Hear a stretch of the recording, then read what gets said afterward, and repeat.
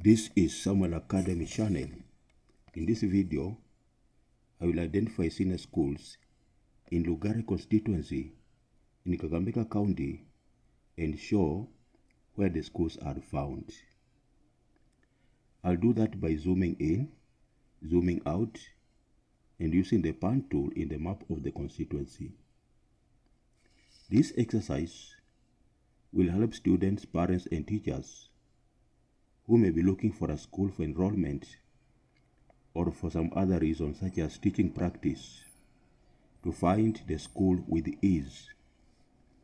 At the end of the video, I will also explain how a wet bulb hygrometer in a weather station works.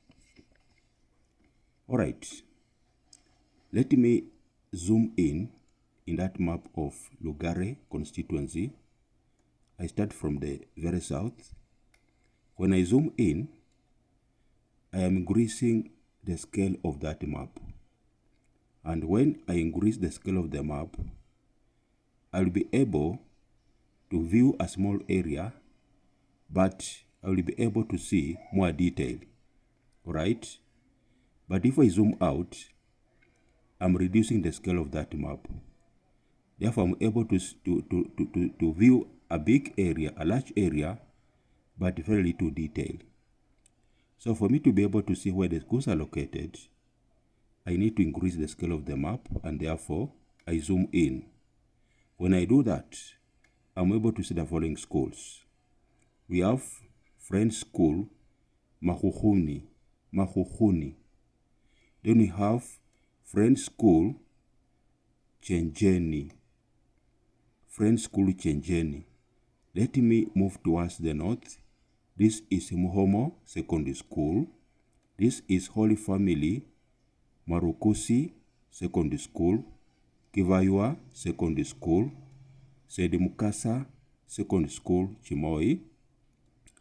Then we have Zoya DEB Secondary School, Good News Uhuru Secondary School, French School Maturu. Then we have Chekalin Secondary School, Archbishop Njenga Girls High School. We have Emusembe Secondary School, Munyuki Secondary School, Bishop Sulumeti Girls Secondary School, Lugare, St. Javan Mixed, and St. Luke's Lumakanda Boys Secondary School. If we go further to the north, we come across Mugunga Secondary School, St. Gabriel Academy Secondary School, St. Cecilia Mautuma Secondary School, and Mautuma Secondary School. Here we have St. Augustine Milimani Secondary.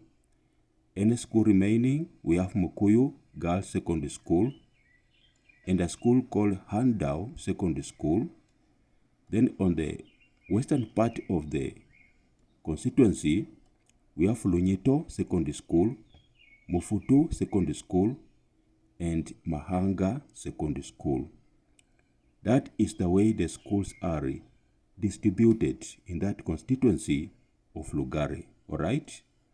So I want to explain more about the wet bulb hygrometer, but before that I want to request you, dear viewer, to like the video, to share widely, and to subscribe to Samuel Academy to be able to view more videos.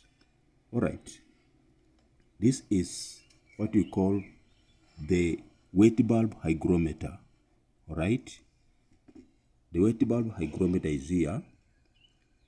It is made up of two thermometers, the dry bulb thermometer and the wet bulb thermometer. The two thermometers form a hygrometer, which we call the wet bulb hygrometer. The two thermometers are ordinary mercury in glass thermometers. Alright?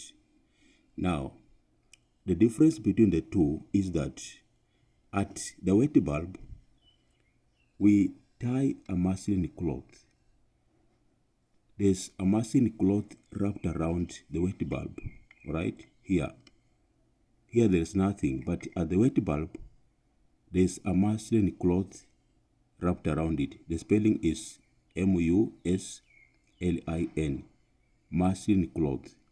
Then we have a wick or strands of cotton threads which are immersed in distilled water and they are attached to the muslin cloth.